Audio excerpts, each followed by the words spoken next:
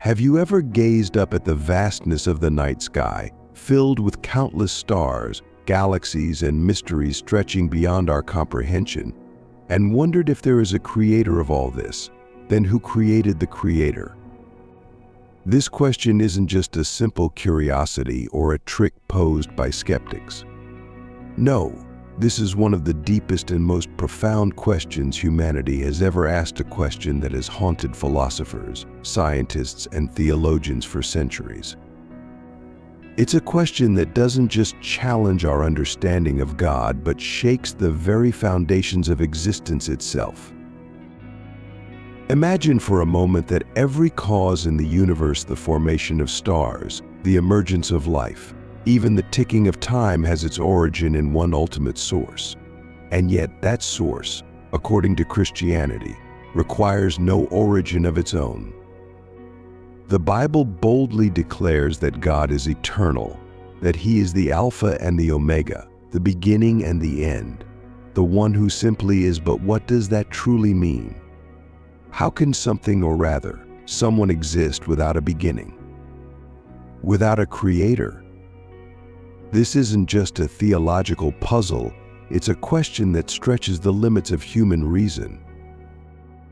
Think about it: everything in our world, from the smallest atom to the grandest galaxy, is bound by the laws of cause and effect. Nothing we know of simply appears out of nowhere. Everything has an origin, a beginning. So, if God created the universe, why doesn't He require a creator? How can He stand outside the rules that govern all of creation? These aren't just hypothetical questions, they're challenges to the very framework of reality as we understand it. Theologians have wrestled with these mysteries for thousands of years.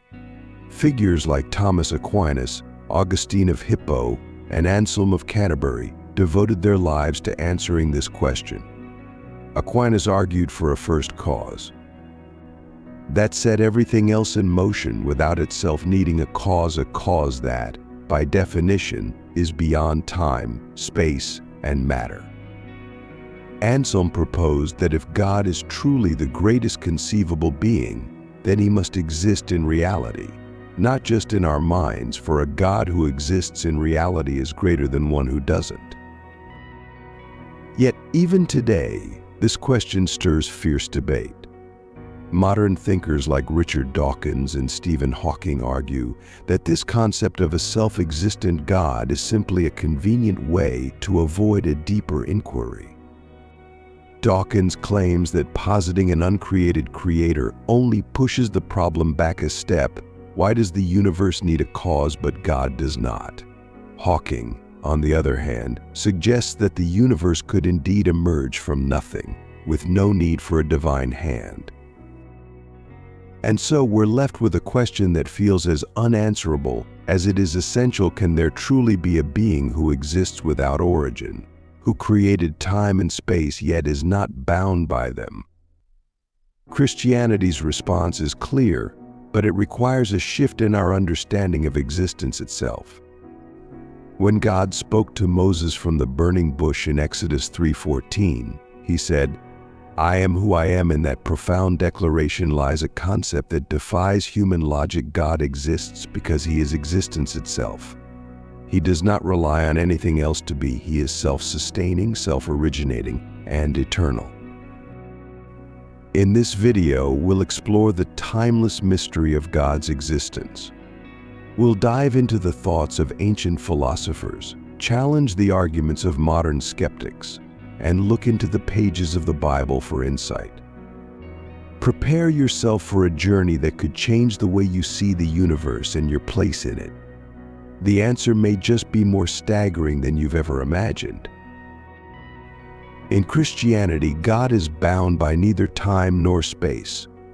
Unlike anything we know, He exists outside the limits of cause and effect, breaking free from the chains that bind everything else. Every tree, every planet, every single atom in our universe has a beginning, a moment it was brought into existence. You were born, I was born, even the universe, they say, had a beginning, the Big Bang. But with God, it's different. He doesn't follow the same rules. He exists in a reality beyond the reach of time itself. Let's bring in Thomas Aquinas, the 13th century philosopher who took on this mystery with a bold proposition. In his monumental work, Summa Theologica, he laid out what he called the first cause argument. Aquinas argued that everything has a cause, but logic says we can't keep tracing causes back forever. Somewhere there must be an uncaused cause, a starting point that requires no beginning of its own. And he said, that uncaused cause is God, the creator who set everything into motion without being created himself. For centuries, this was a powerful answer, satisfying minds seeking a foundation for existence itself. But fast forward to today, and modern critics are challenging this age-old belief. Enter Richard Dawkins, a prominent voice of skepticism. In The God Delusion, Dawkins throws down a challenge that's hard to ignore. If God created the universe, then who created God? He argues that invoking God doesn't answer the question, it merely passes it along. Dawkins essentially demands, if you say the universe requires a cause, why not apply the same logic to God? It's a cutting critique that has reignited the centuries-old debate, bringing it into the modern battleground of science versus religion. But Dawkins isn't alone. The late Stephen Hawking, one of the greatest minds of our time, took this argument to an entirely new level. In The Grand Design, Hawking proposed something truly mind-bending, that the universe could have spontaneously emerged from nothing, driven purely by the laws of physics. No need for a divine creator. According to Hawking, the very existence of the universe could be explained without any supernatural intervention. It's a claim that fundamentally challenges the Christian worldview, posing a direct threat to the idea of God as the ultimate origin of everything. So, how does Christianity respond to this existential assault? Remarkably, the Bible doesn't shy away from these questions. In fact, it faces them head-on. When Moses asked God for his name in Exodus 3:14, God answered simply, "I am who I am." Those words may seem straightforward, but they contain a profound truth. God is saying that his existence is absolute, self-sufficient. He doesn't just exist, he is existence itself. Unlike everything else in the universe, which needs a cause, God stands alone, uncaused, without origin. This concept, known as Aseity, is a core tenet of Christian theology. God's existence is independent, relying on nothing else to justify it.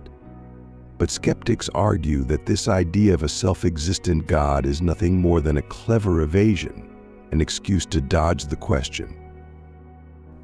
And let's face it, our minds are hardwired to believe that everything needs a beginning. That's the world we know. It's the world governed by time, where things are born, grow, and eventually end. But according to Christian theology, God is not like us or anything we've ever encountered. He is beyond every rule, every law, every limit of this universe.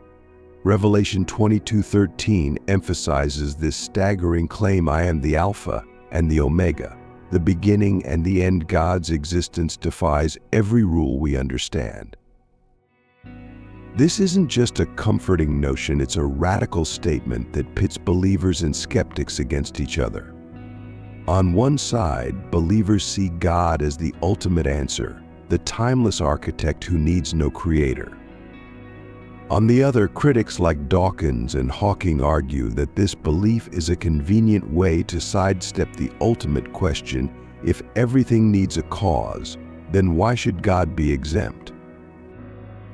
Christianity pushes this concept of God's eternal nature even further.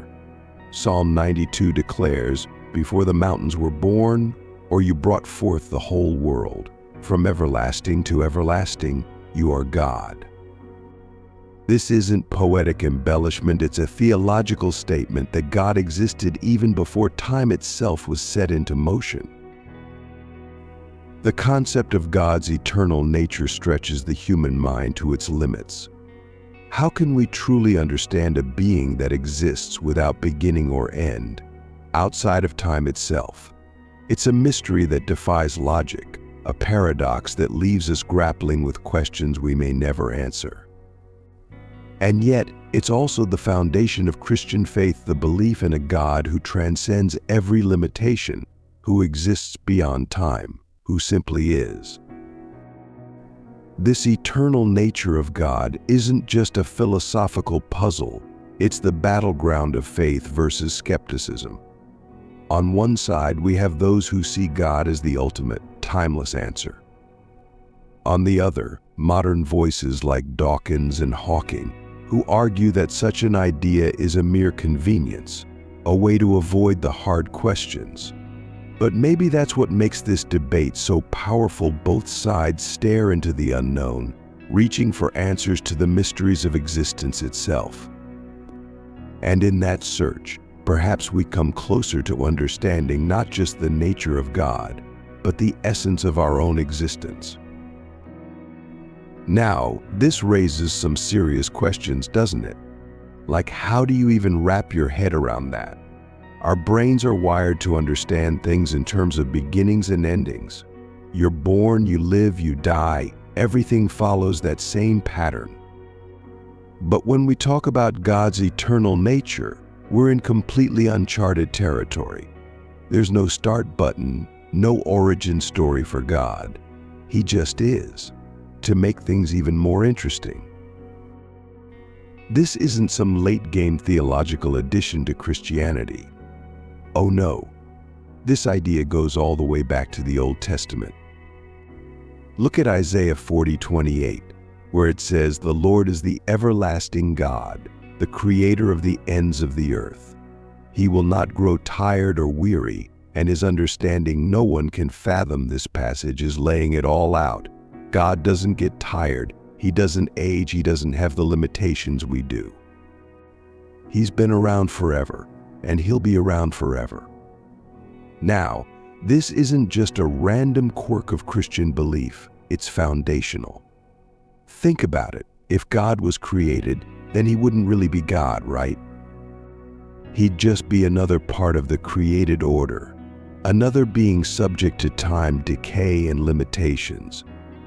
But the whole point of God in Christianity is that he stands outside of that. It's the one who set it all into motion, not a product of it. Augustine of Hippo, one of the most influential early Christian thinkers, talked a lot about this. He lived in the 4th century, and his writings are still shaping how we think about God today. Augustine was obsessed with time and eternity. In his monumental work Confessions, he explores how God's eternal nature means that God created time itself. Let that sink in for a second. God didn't just create the universe, he created time. Before God said, "Let there be light," there wasn't even a clock ticking. Time didn't exist. Augustine is saying that time is part of God's creation, so he isn't limited by it like we are.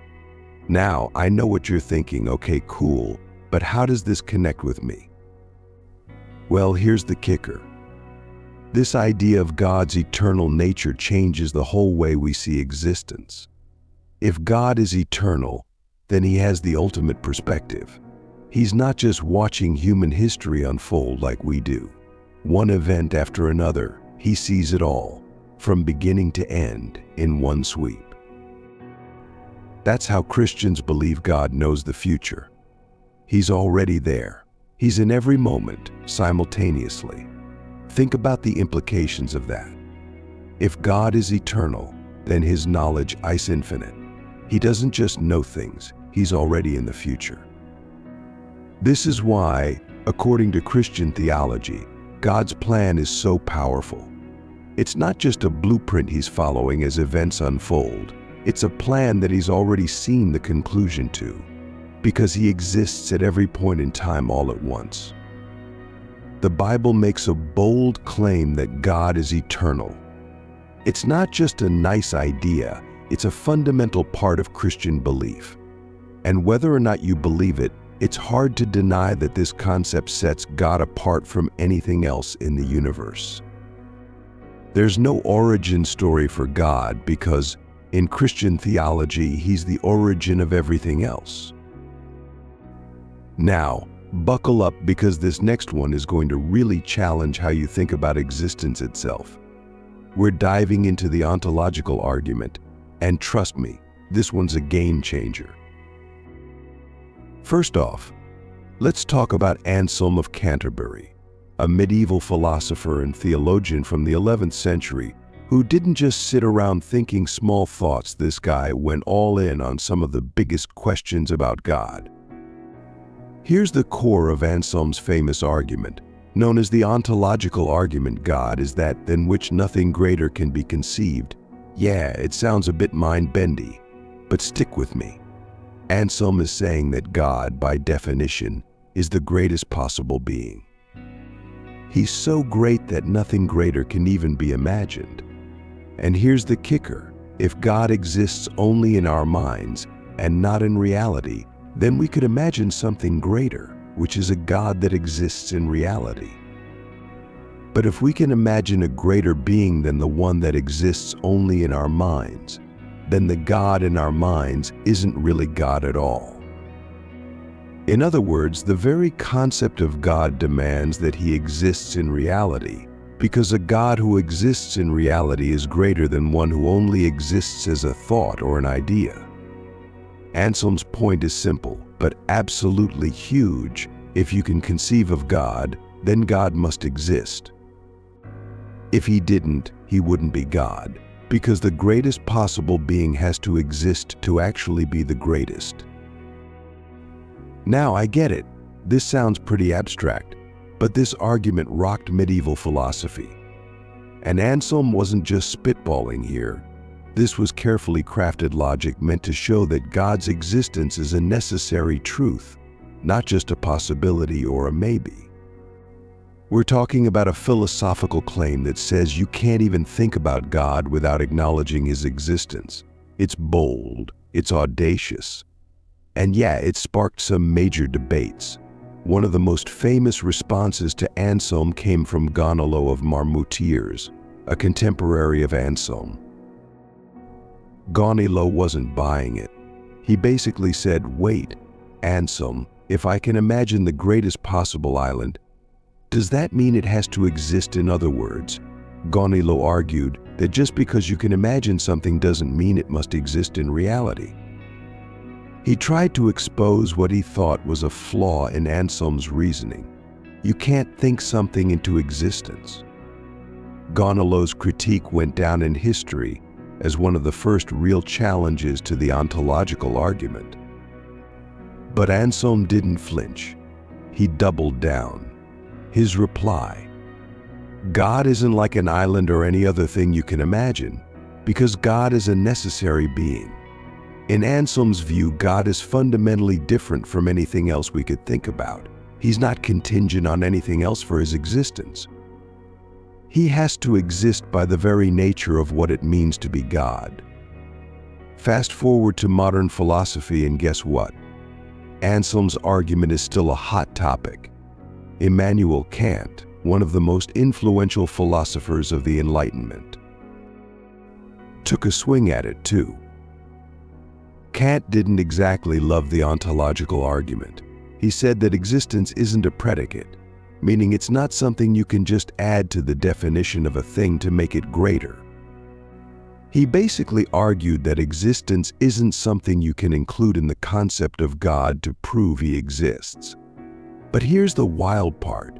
Kant's criticism didn't kill Anselm's argument. In fact, it just made people argue about it more. Even today, philosophers like Alvin Plantinga have revisited the ontological argument with modern twists. Plantinga proposed a version using modal logic, a more sophisticated form of reasoning about possibility and necessity, which reignited the debate and kept this 1,000-year-old argument very much alive in contemporary philosophy.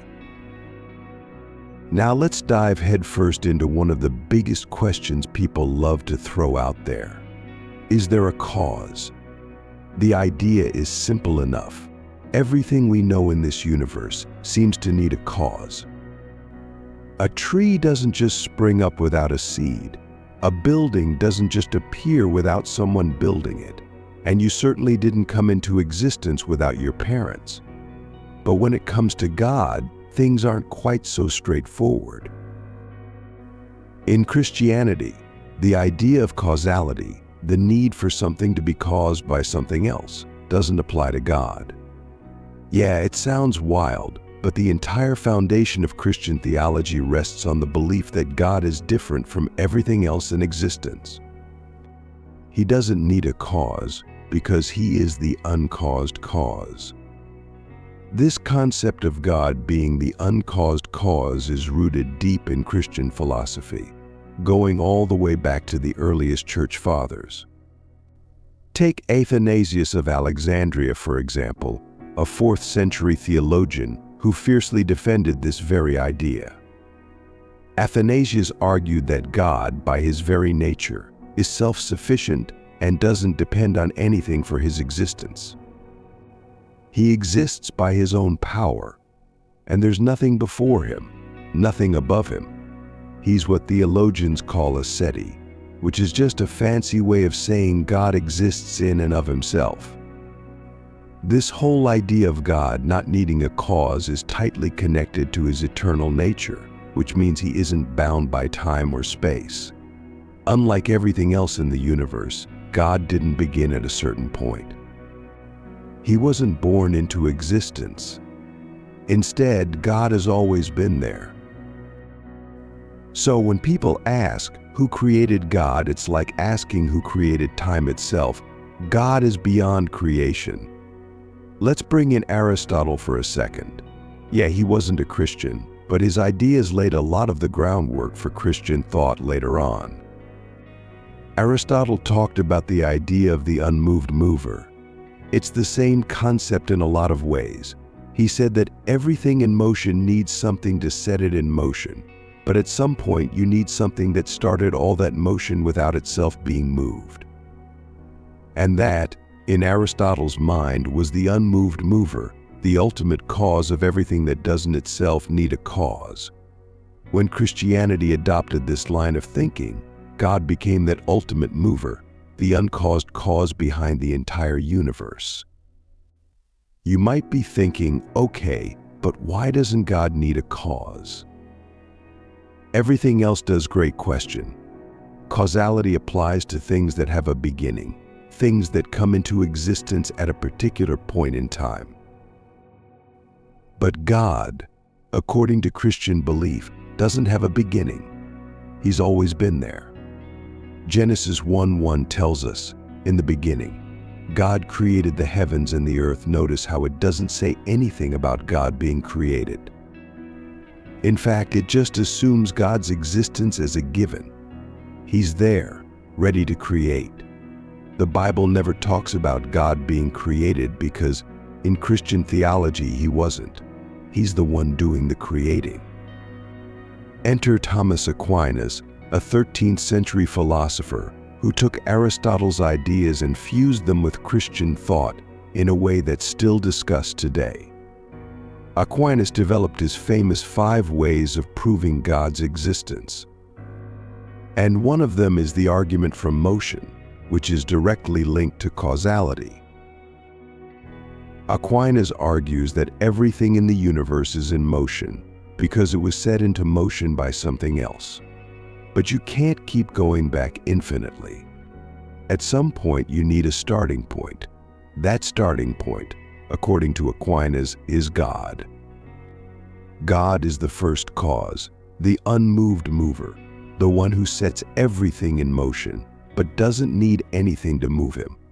So here's the key takeaway. God doesn't need a cause because he exists outside the chain of causes. He's not a part of the universe that operates under the rules of time and causality. He created those rules. It's like asking why the author of a book isn't bound by the fictional world they created. The author exists in a completely different realm. That's how God is described in Christian theology. He created time, space, and the laws that govern the universe, but he's not subject to them. And here's something you don't want to miss. The Bible is pretty clear on this point. One of the most famous verses on God's eternal and uncaused nature comes from Exodus 3:14, when God speaks to Moses from the burning bush and declares, "I am who I am." It's a statement of self-existence.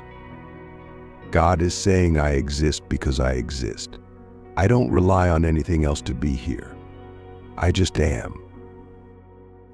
Okay, now we're getting into some serious intellectual territory, the Kalam cosmological argument. This is where science and theology go head-to-head, and it's one of the most compelling arguments for the existence of God in modern Christian apologetics. What makes it so interesting?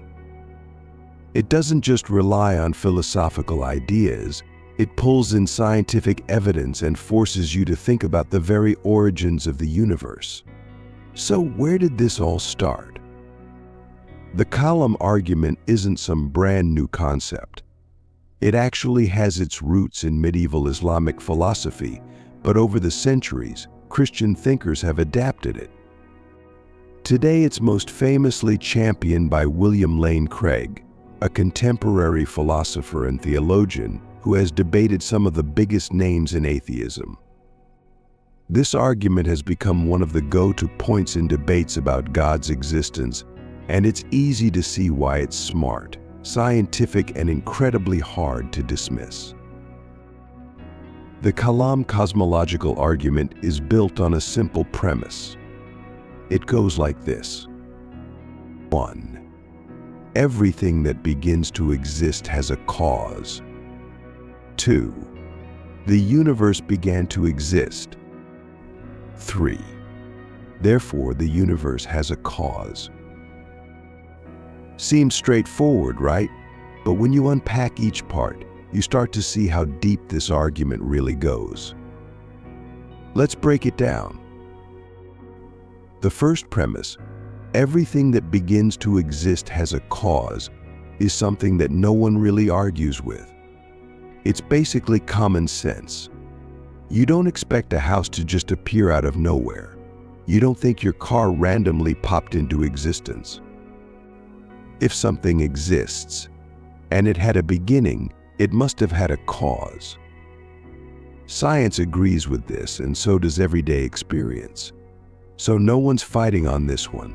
But here's where things get spicy. The second premise, the universe began to exist. This is where the Big Bang theory comes into play. Yeah, we're talking about that same Big Bang you've heard about in science class. In 1927, astronomer Georges Lemaitre, who was also a Catholic priest, by the way, first proposed the idea that the universe is expanding. And in 1965, scientists discovered cosmic microwave background radiation, which is essentially leftover radiation from the Big Bang, the moment the universe started expanding from an incredibly dense point. This gave scientists solid evidence that the universe did have a beginning, just like the Bible says in Genesis 1:1, "In the beginning, God created the heavens and the earth." Now here's where the Kalam argument really hits home. If the universe had a beginning, it must have had a cause. Nothing comes from nothing, right? If the universe began to exist, something had to cause that beginning. But it couldn't have been something inside the universe, because the universe didn't exist yet. So what kind of cause could bring the universe into existence? That's where God comes in. The Kalam argument points to a cause that is outside of time, space, and matter, because those things didn't exist before the universe began. The cause has to be timeless, spaceless, immaterial, and incredibly powerful. That sure sounds a lot like the Christian concept of God, doesn't it? William Lane Craig has debated some of the most famous atheists on this point, and the Kalam argument has proven to be a tough one to refute. Even those who don't believe in God struggle with the implications of a universe that had a beginning. Stephen Hawking, one of the most brilliant minds in modern science, once said, "Almost everyone now believes that the universe and time itself had a beginning at the Big Bang, but then the question becomes, what caused the Big Bang?" Some people might argue, well, maybe the universe came from nothing. But scientifically speaking, nothing doesn't really mean nothing. Even in a vacuum, there's still quantum activity going on. Plus, if the universe did come from nothing, that would be the exception to the rule that everything that begins to exist has a cause, which would throw everything we know about the universe into chaos. Not a very satisfying answer, is it? But let's say for a moment that the universe could come from nothing.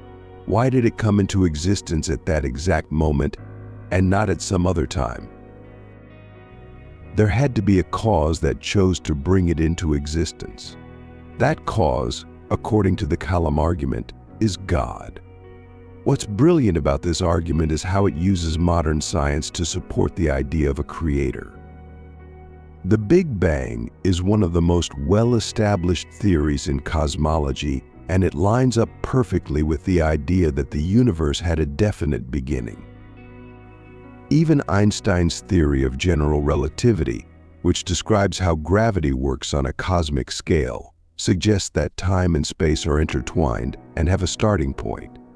If science tells us that the universe had a beginning, then it must also tell us that something outside the universe caused it. And don't forget, Christian theology has been saying this for over 2,000 years. The Bible starts with the words, "In the beginning, God created the heavens and the earth ...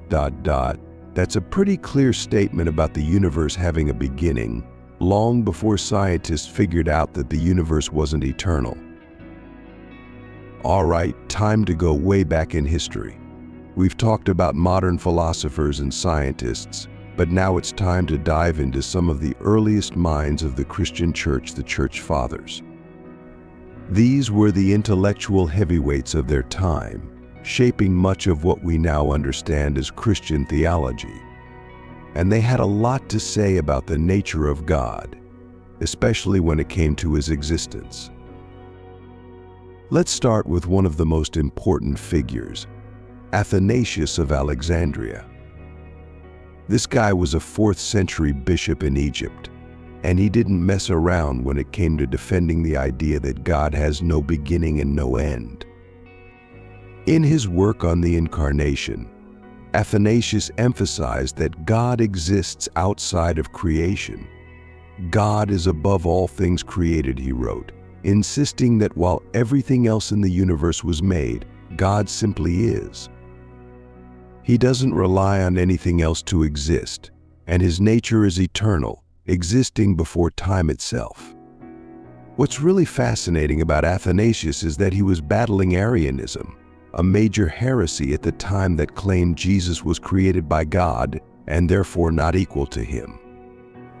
Athanasius stood firm, arguing that both God the Father and Jesus were co-eternal, meaning they had no beginning. This was a groundbreaking defense of God's eternal nature, and it's a belief that still holds strong in Christian doctrine today. But Athanasius wasn't the only one tackling the tough questions about God's existence. Let's talk about Origen, one of the greatest theological minds of the early church, born in 185 AD. Origen lived in Alexandria too, and if you know anything about ancient Alexandria, you know it was the intellectual center of the ancient world, like the Ivy League of the time. Origen was all about blending philosophy with theology, and his writings made huge strides in helping early Christians understand the nature of God. Origen's key argument, God is incomprehensible. In other words, humans, no matter how hard we try, will never fully understand God. In his work on First Principles, Origen wrote, "God cannot be contained by the universe, nor by any place, nor by anything external to him." What he was saying is that God's existence is so far beyond our understanding that we can't even begin to comprehend it. And this is important because it highlights a key part of early Christian thought, the mystery of God's existence. You can't box God in, you can't put limits on him, and that's what makes him God.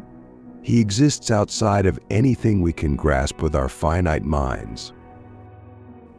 Augustine of Hippo, one of the most influential Christian thinkers of all time, picked up where Origen left off.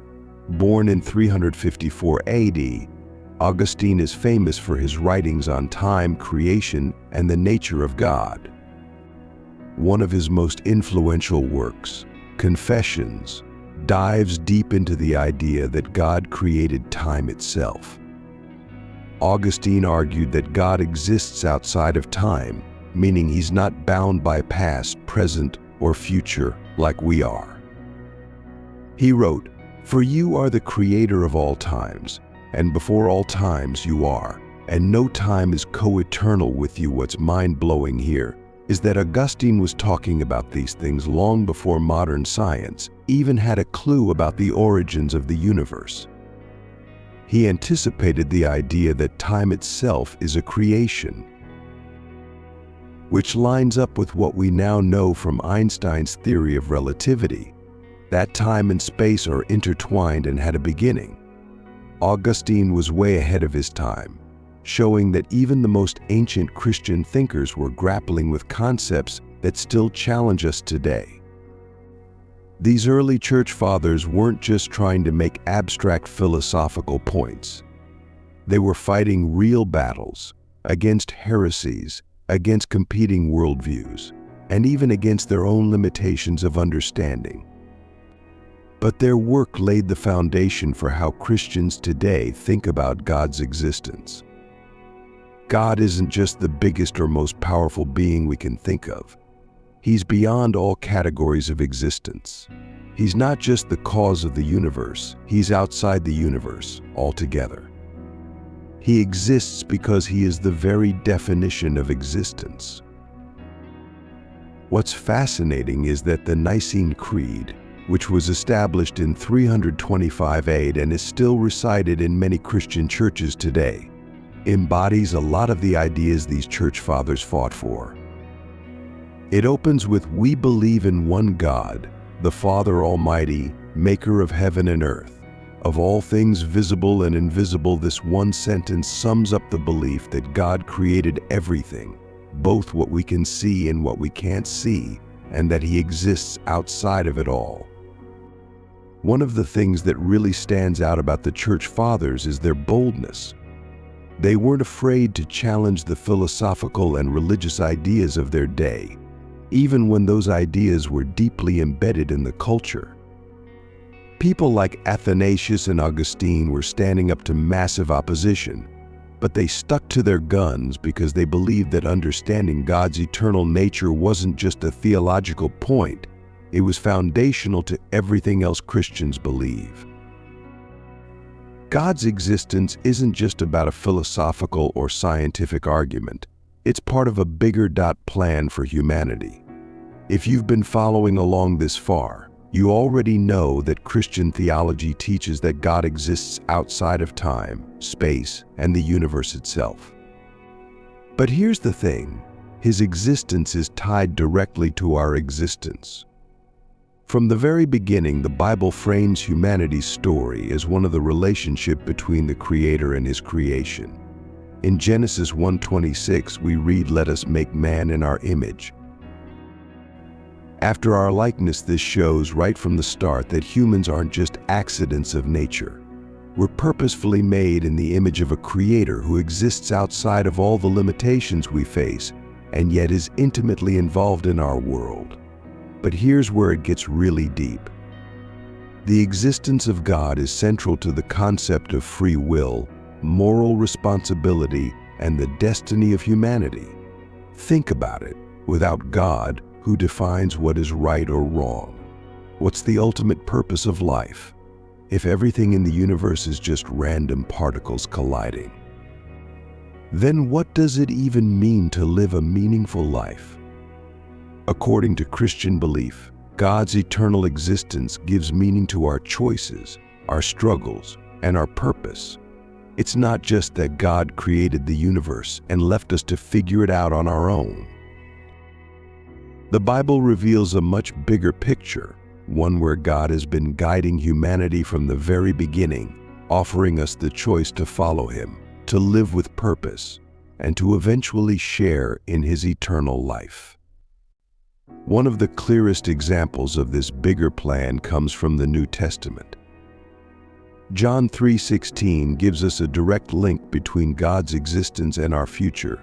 For God so loved the world that He gave His only begotten Son, that whoever believes in Him should not perish but have everlasting life. This verse isn't just about the afterlife. It's about God's eternal existence intersecting with ours in the most powerful way possible. Through Jesus, God made a way for humanity to share in His eternal existence. In other words, our destiny is tied to God's eternity. Now, one person who really captured this idea was C.S. Lewis, the brilliant 20th century Christian writer and thinker. In his book Mere Christianity, Lewis talks about how God's eternal nature makes it possible for Him to be present in every moment of our lives, past, present, and future. He said, "For God, time itself is a present reality. He is in all times at once." And that is how He can hear your prayers today. Even as He was creating the world in the beginning, it's a mind-blowing idea. God's eternal existence means He's involved in every single moment of your life, guiding and offering you the chance to be part of His bigger plan. But here's the thing. This plan isn't forced on us. God's existence gives us the freedom to choose. The Bible makes it clear that God created us with the ability to make real choices. In Deuteronomy 30:19, God says, "I have set before you life and death, blessings and curses. Now choose life, so that you and your children may live." This is a pivotal point in understanding God's relationship with humanity. He exists eternally. But He gives us the freedom to choose whether to walk with Him or walk away. The key takeaway here is that God's existence isn't just about explaining the origins of the universe. It's about explaining the ultimate purpose of life. The fact that God is eternal means that our lives have a direction, a destination, and a purpose that goes beyond just surviving. It's about growing, learning, and stepping into the bigger story that God has been writing since the beginning of time. And so, as we contemplate the mysteries of existence, we're left with a choice to see this eternal God as an unreachable enigma, or as a guiding presence inviting us into a purpose that stretches beyond time itself. This question remains, and perhaps it will always be one of the greatest invitations to wonder, to search, and to believe. Thank you so much for sticking with me through this journey. If you're still watching, we really appreciate it. If you enjoyed this video, make sure to hit the like button, leave a comment below with your thoughts, and of course, don't forget to subscribe for more content like this. We've got more exciting topics coming your way, so stay tuned. God bless you all.